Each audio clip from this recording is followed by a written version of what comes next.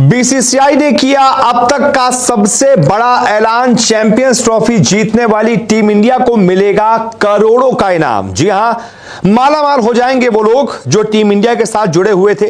वो team India जिसने हाल ही में चैंपियंस ट्रॉफी जीती है। पाकिस्तान क्रिकेट प्लेयर्स की हालत खुदा की कसम इतनी खराब है इस टाइम कि भैया कोई साबुन और शैम्पू का एड भी नहीं मिल रहा पाकिस्तान में। अल्लाह माफ करे, तौबा तौबा।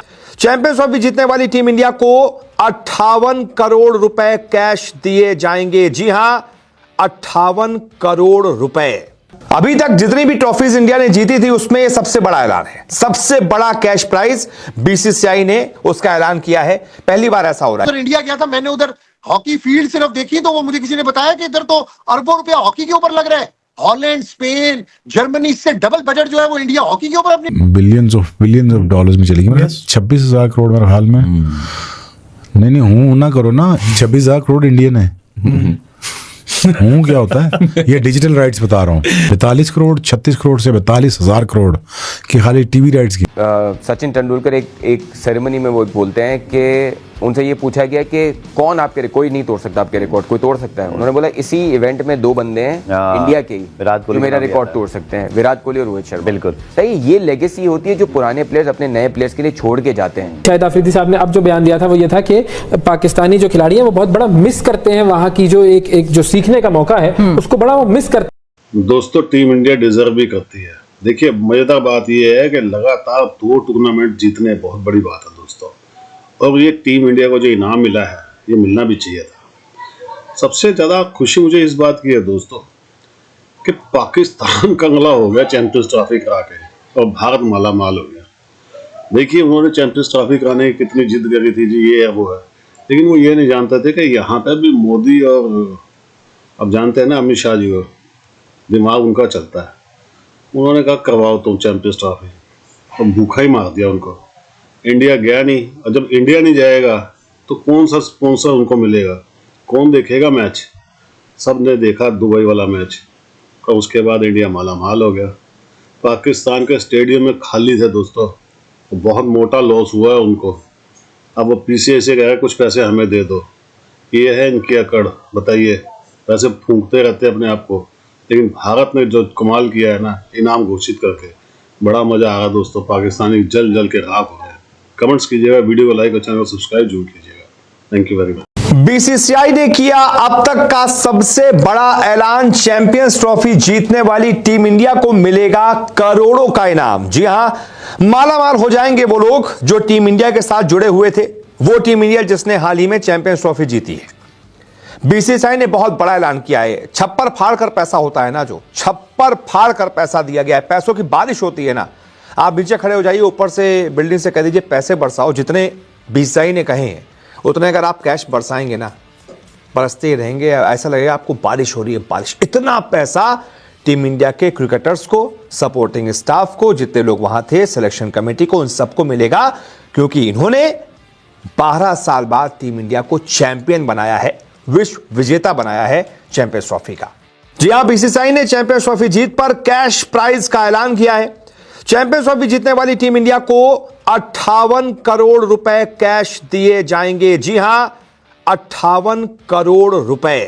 अभी तक जितनी भी ट्रॉफीज इंडिया ने जीती थी उसमें यह सबसे बड़ा ऐलान है। सबसे बड़ा कैश प्राइज बीसीसीआई ने उसका ऐलान किया है। पहली बार ऐसा हो रहा है, क्योंकि यह भी बड़ी बात है कि 12 सालों के बाद टीम इंडिया ने चैंपियंस ट्रॉफी जीती है, इसलिए इसकी खुशी बहुत ज्यादा है। रोहित की कप्तानी में लगातार 2 साल में हमने 2 आईसीसी ट्रॉफी जीत ली है।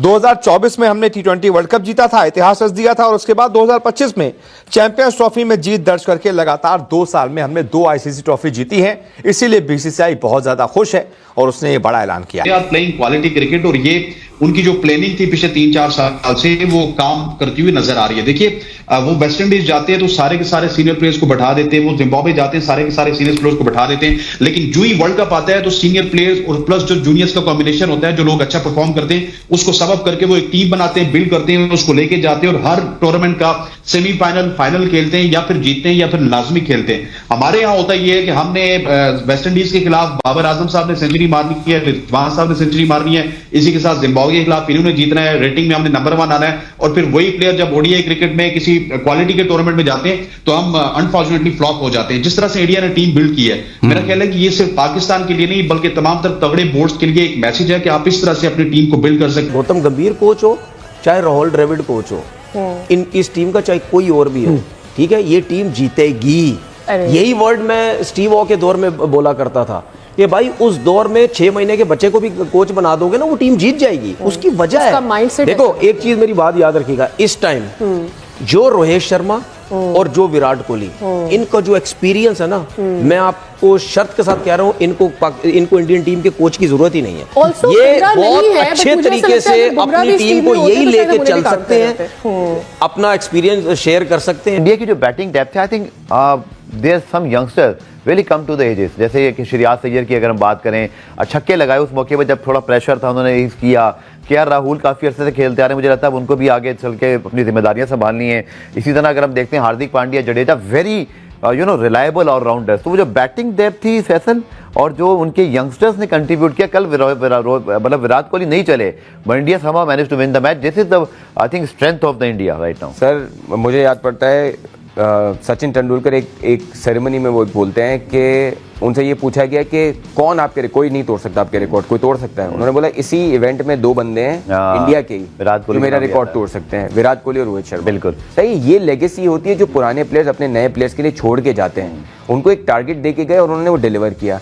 अब आपने जो केएल राहुल की और बाकी प्लेयर्स की इंडिया की बात की, जडेजा की, और ये देखें कोहली आउट हो गया, रोहित शर्मा आउट हो जाता है बहुत जल्दी।